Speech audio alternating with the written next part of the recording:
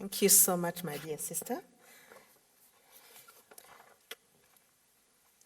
Your Excellency, Demeke McConnell, Deputy Prime Minister and Foreign Minister of the Federal Democratic Republic of Ethiopia, Honorable Speakers, Your Excellencies, former heads of state and government, Excellencies, ambassadors, representatives from the government of the Federal Democratic Republic of Ethiopia, distinguished youth leaders, ladies and gentlemen.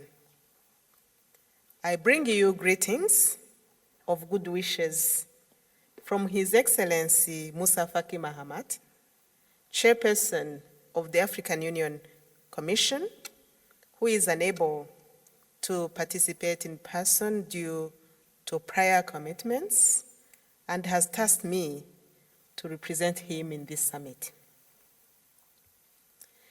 The African Union recognizes the youth population as a critical resource towards the development of the continent and seeks to empower young generations to be resilient advocates of change towards addressing the challenges that they continue to face on the road to the Africa we want.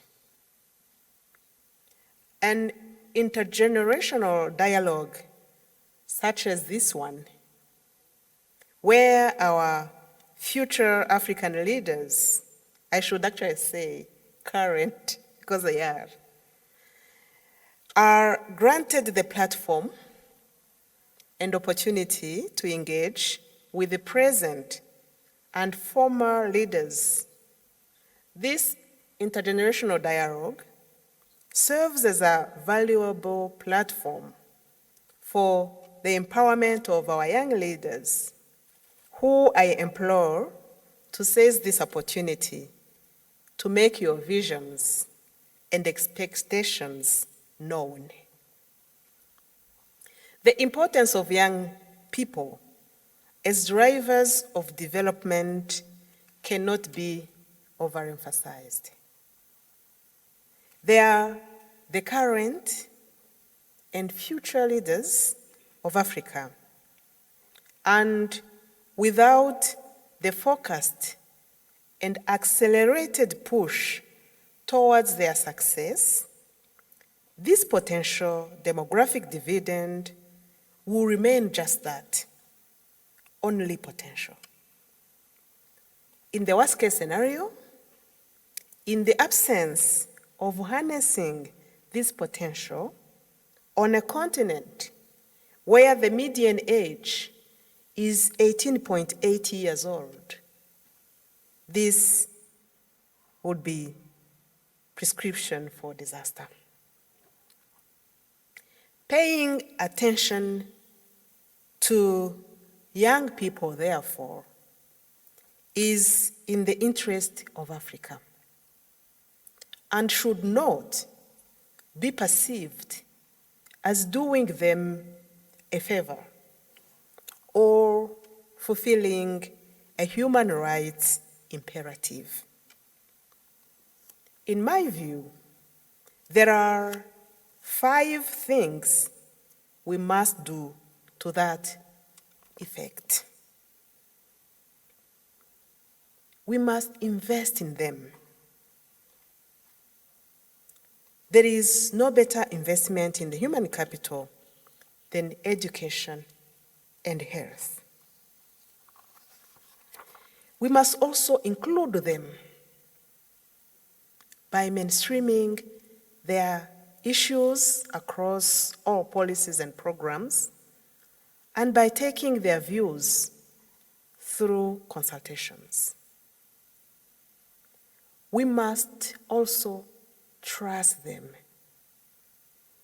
with access to finance, jobs, markets, and public procurement opportunities.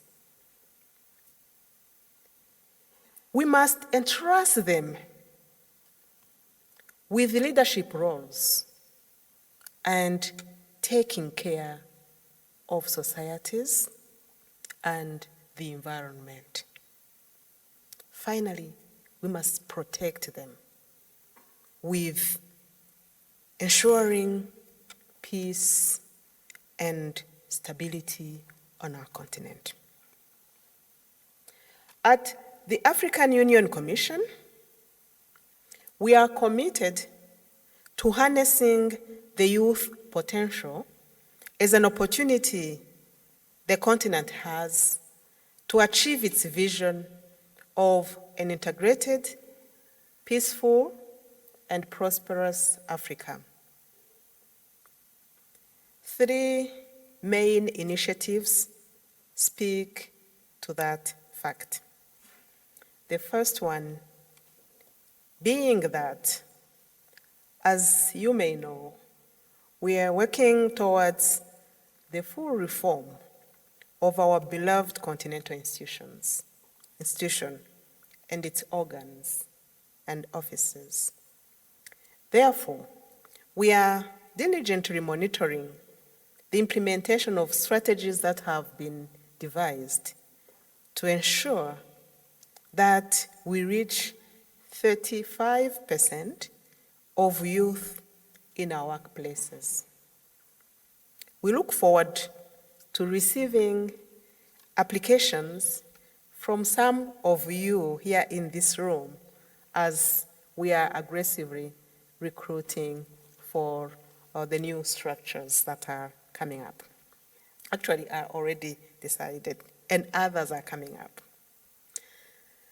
The second initiative I wish to share with you is that we have also successfully completed the 1 million by 2021 initiative of the chairperson. That sought to reach 1 million youth through education, entrepreneurship, engagement, and employment, and health and well-being. These we dub the 4 E's plus H.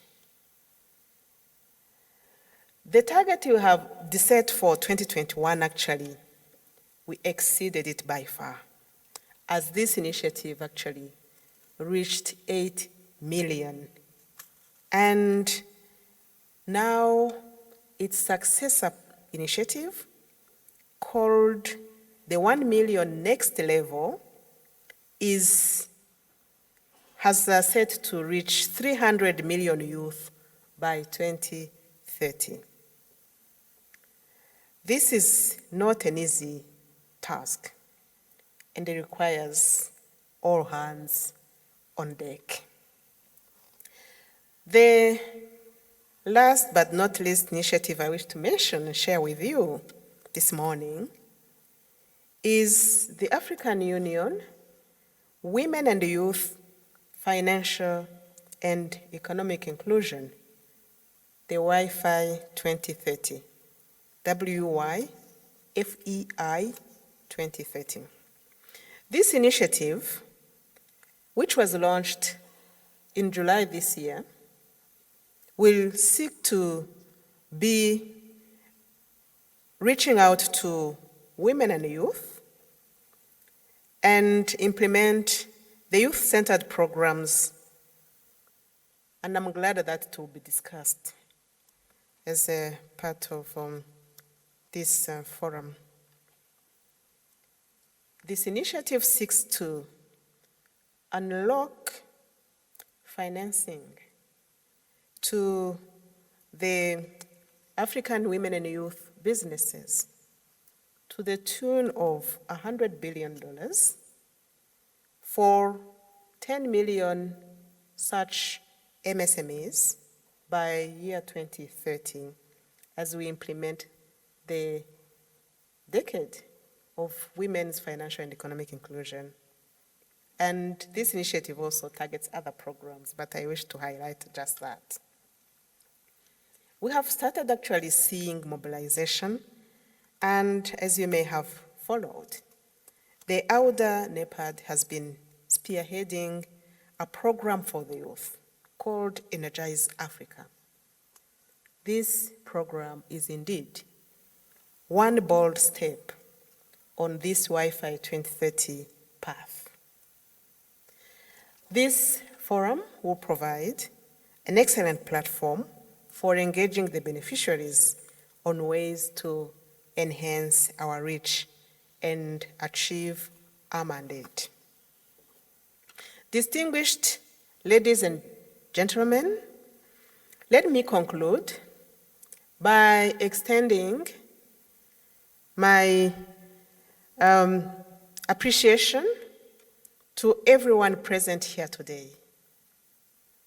The outcome of the discussions we will have here will serve as information to policy makers and assist the design and implementation of effective policies towards the achievement of the Agenda 2063.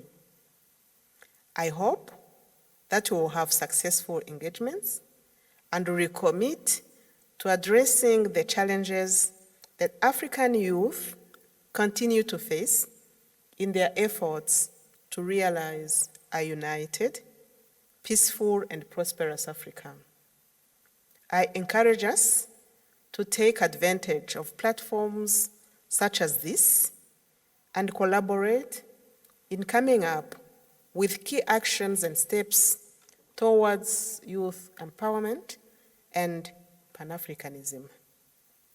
I commend you all for the work that you have done and continue to do, and it's my hope that we all continue to implement actions collectively for Africa. Thank you for your kind attention.